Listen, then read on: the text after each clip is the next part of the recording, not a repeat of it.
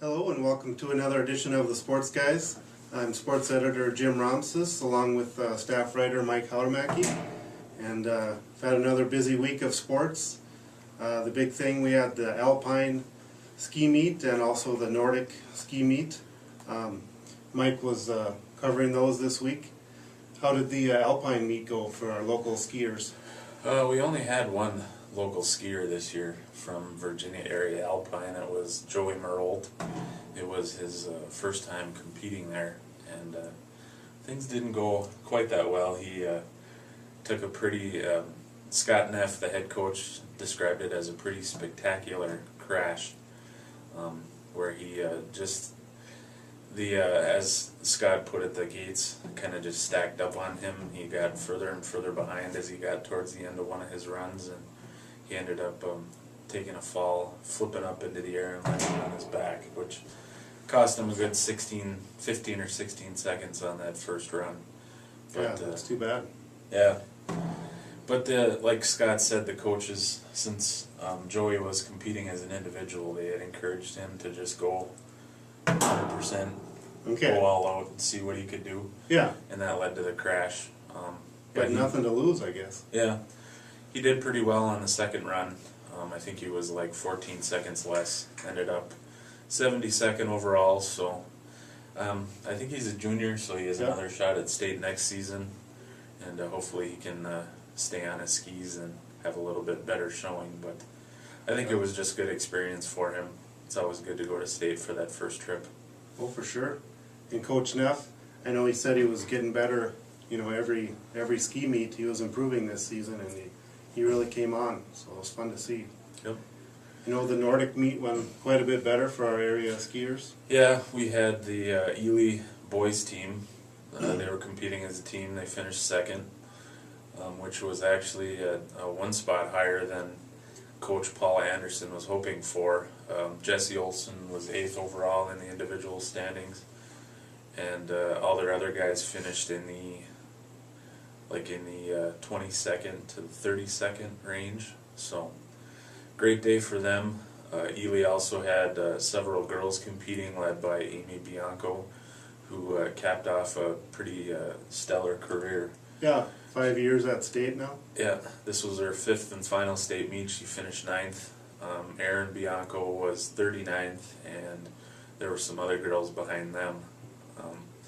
And for Mesabi's Virginia Evelyn Gilbert, they had 5 kids competing, and head coach Sherry Johnson was absolutely thrilled with how things went for them. She said she couldn't have asked for anything more. Sam Johnson was competing in his 3rd state meet. He finished 12th. Anna Johnson, along with Sam, was also all-state, which is top 25. She finished 21st overall in her state meet debut. Reed Maliker, Emma Greenlee, and Emma Hofdahl all competed at state for the first time. So great day overall for the 2 area ski programs. Yeah, it looks good for the future too. Erin Bianco's taken over from her sister, and yeah, she's only in 8th grade. That's amazing. And lots of for the Mesabi East area team also looks good for the future. They're strong. Their state meet competitors this year are all underclassmen, so that's impressive. You could see them back there again next year. Also, with the local college basketball team, the Mesabi Range Lady Norse, had a development last week. Their head coach, Dan Zaboznik, resigned on Friday, and athletic director Brad Scott took over coaching the team on Saturday. So we had a story in, I believe it was Tuesday's Mesabi Daily News, and the officials aren't really commenting. They say they can't say anything right now. Also, Dan Zaboznik, in a telephone call, he couldn't say anything either, but he did say that he's anxious to talk about the matter, and he wants to have his say in the newspaper. So that's good to hear. Hopefully that'll take place sometime in the future, but you never know. So I don't know if you have any insight on that, Mike, or your thoughts on that situation. I don't know. It was just kind of an abrupt decision that caught me off guard. I was actually here working last Saturday when the call came in for their score, and ZB is usually the one to call in the game, and this day he didn't, which I thought was a little peculiar. But nobody's saying anything, and I mean, ZB, I've known him for almost 10 years now, and you want to respect the guy's privacy and not pry or do anything like that, but you're naturally curious about what's going on. Yeah, you want to get the facts out there, definitely. And now they'll be playing their first home game on Saturday against Rainy River, so it'll be interesting to see, you know, how the crowd reacts and how the women, you know, perform with a different coach, and should be interesting to say the least.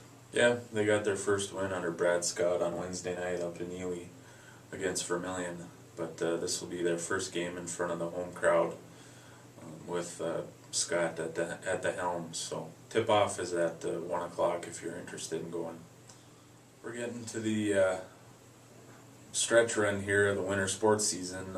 Girls hockey is already in the books for Evelyn Gilbert area. Yeah, I think we have one more week left of girls basketball before playoffs start there, and boys hockey playoffs actually start this coming week. The seedings were announced on Wednesday.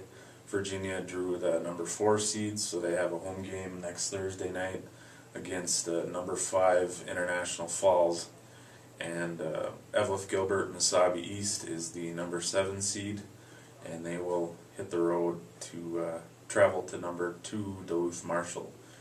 So a couple of matchups there, but the playoffs actually begin Tuesday night with a playoff game. Number 9 Ely Northeast Range travels to face number 8 Greenway on Tuesday night at 7:30. So Definitely looking forward to that. The Virginia I Falls game should be fantastic. Yeah, Had some good games this year. yeah, they played each other twice during the regular season. Virginia, they tied up in the Falls, and then Virginia beat them in a really good game here in town. It was 3-2. So Oh yeah, that's right. looking forward to that one.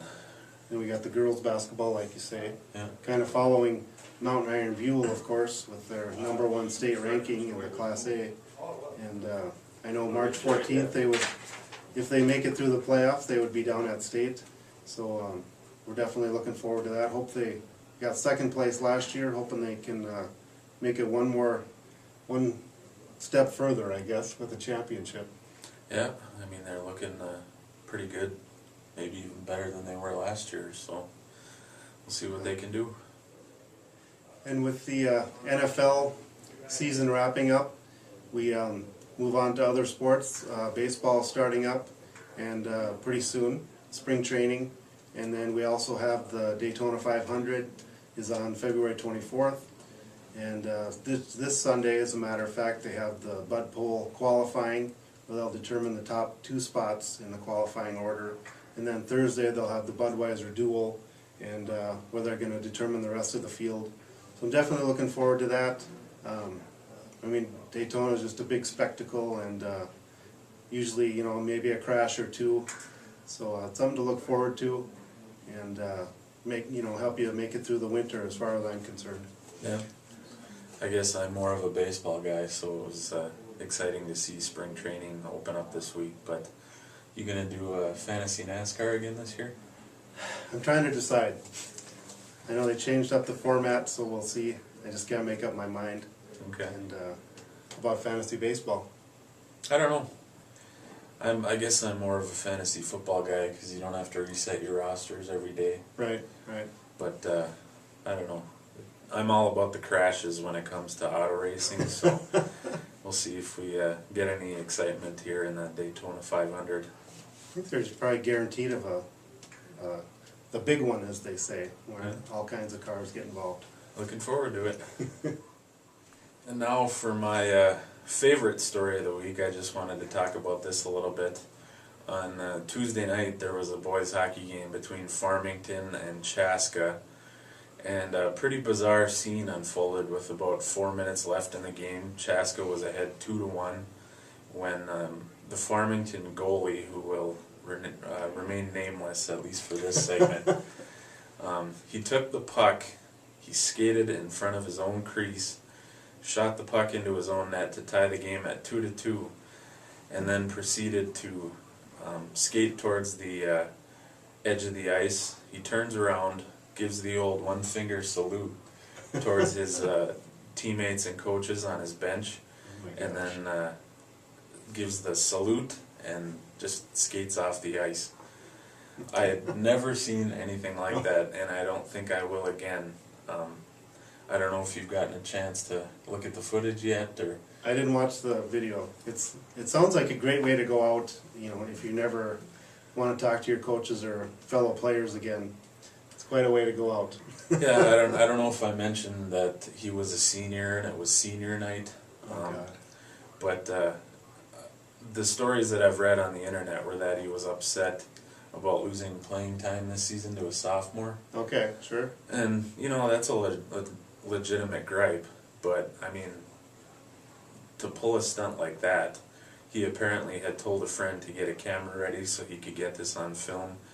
And from what I read on Twitter, his parents were there waiting for him as he skated off the ice, so apparently they knew he was going to pull this. Yeah.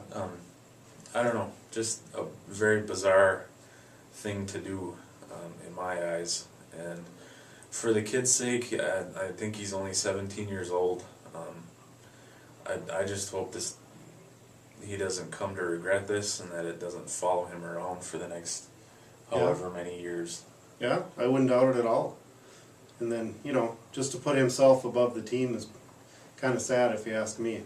Yeah, and I mean, it's only February. He graduates in, what, June? Right. So he's got to face his teammates and classmates for the next few months, and maybe they're fine with it. I don't know, but if it were me in his shoes, I think the next few months would be pretty uncomfortable. Yeah, couldn't look him in the eye. Yeah. So, strange situation all around. Check it out on the internet if you get a chance. And that'll do it for another week of the Sports Guys. You can catch us again next week, and also catch us in the Mesabi Daily News. And you can also follow us on Twitter. I'm at JimRom2012, and Mike is at Houts81, and that's Hauts 81. And thank you for watching.